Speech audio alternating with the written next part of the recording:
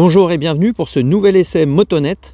Aujourd'hui nous testons une nouvelle BMW totalement inédite, une routière au look délicieusement custom et rétro, la R18 classique.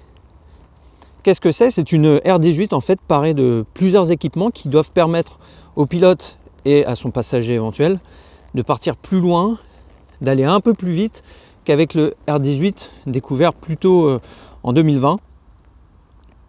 Alors qu'est-ce que c'est que la R18? C'est tout d'abord un moteur, le Big Boxer comme les Allemands l'appellent, un flat twin qui est tout simplement le plus gros de la production BMW.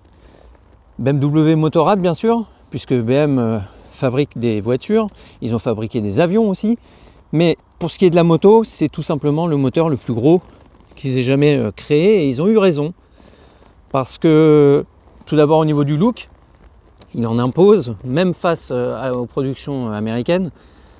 On voit qu'il déborde de part et d'autre de la moto. Il est vraiment imposant et puis il est réussi, il est très joli.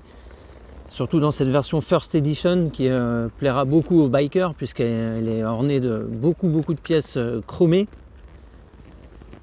Alors c'est un moteur qui cube 110 cubic inch comme disent les Américains. C'est 1,8 litre de cylindrée. Il pèse à lui seul 111 kg. On le voit, il est équipé d'une transmission par cardan qui est apparente. Il est secondé par une boîte de vitesse qui est très agréable. Et un embrayage à sec qui est un peu dur, on l'a senti en fin de journée sur les bouchons. Il demande un peu de poigne au niveau de la main gauche. Mais à la conduite sur route, on s'en satisfait complètement. Alors ce moteur il est très balèze, il fleure bon les années d'avant-guerre presque, mais il est moderne, il répond à la norme Euro 5, il est doté d'une injection électronique, de mode de conduite, Rain, Rock and Roll. Alors nous on a préféré le Rock parce que c'est vrai que c'est celui qui cause le plus, qui a le plus de répondants et puis avec lequel on profite le plus. Alors non seulement de la puissance maxi qui est de 91 chevaux, mais c'est plutôt anecdotique. Non, ce qui est vraiment agréable sur ce moteur, ce sont les 150 Nm de couple qui sont accessibles entre 2 et 4000 tours. Une plage d'utilisation qui est finalement assez large, puisque à l'utilisation, on navigue entre 2 et 3000 tours. Il y a une petite pointe à 158 Nm à 3000 tours, justement. Et ça suffit amplement pour se faire plaisir à son guidon. Dans cette version classique, on note aussi la présence d'un régulateur de vitesse qui se commande directement au guidon et qui permet de cruiser à la vitesse qu'on souhaite. Plutôt en dessous de 120 km/h puisque ensuite on note quelques petites vibrations au niveau des pieds.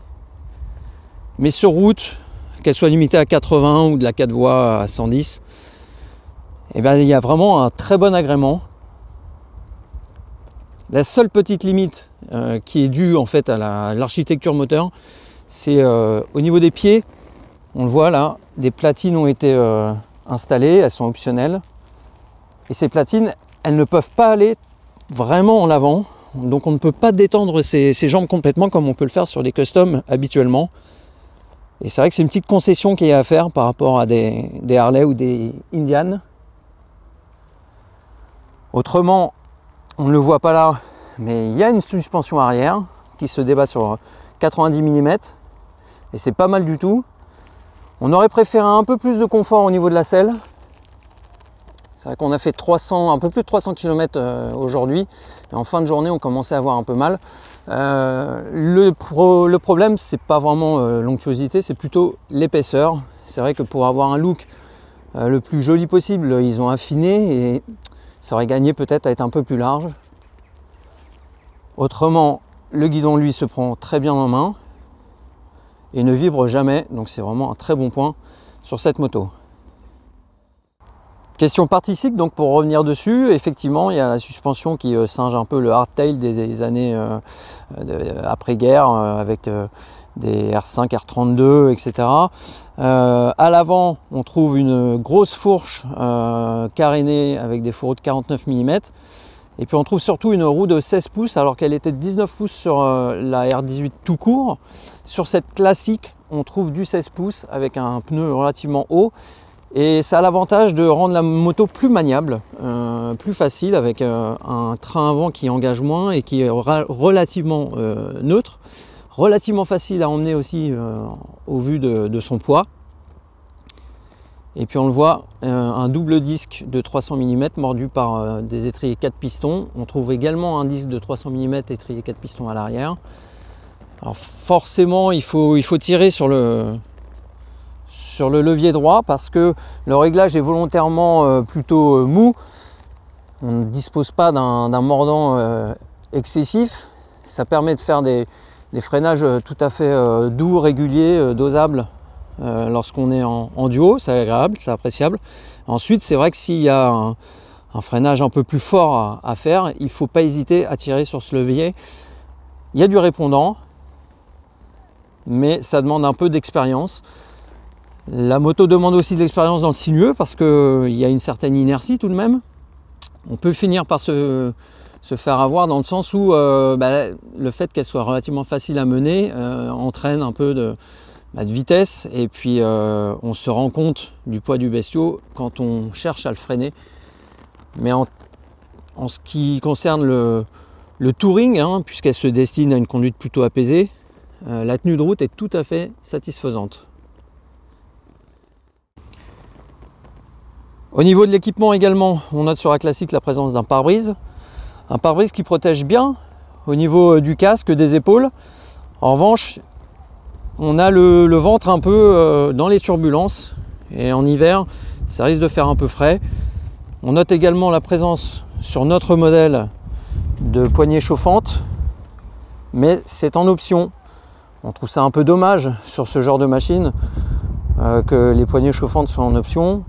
On trouve également dommage que le bouchon ne soit pas verrouillable, d'origine en tout cas, puisque c'est une option que propose BMW.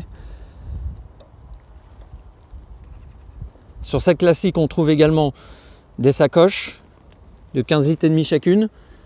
Alors ça ne permet pas de mettre un grand sac à l'intérieur.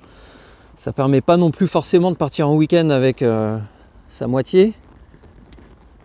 Mais disons que pour le look, et puis pour embarquer quelques petites affaires pour une après-midi, c'est déjà pas trop mal. On trouve également une paire de phares additionnels que nous n'avons pas pu tester puisque la nuit tombe, mais elle n'est pas complètement tombée.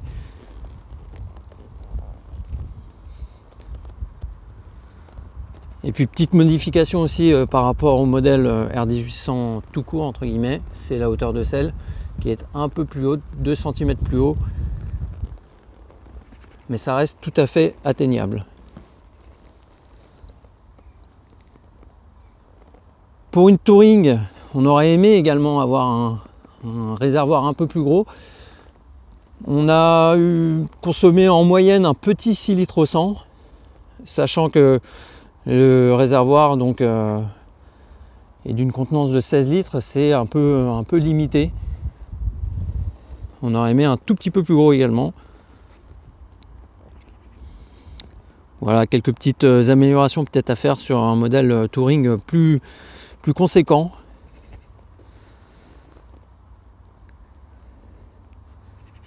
Donc cette moto, elle est d'ores et déjà disponible en concession. Elle coûte 25 450 €. Et dans cette First Edition, on le voit, donc de nombreuses pièces chromées. Un réservoir avec un double liseré blanc. BMW revient sur le segment du custom en force, on peut le dire. Il faut maintenant la comparer aux concurrents. À suivre sur Motonet. Restez connectés.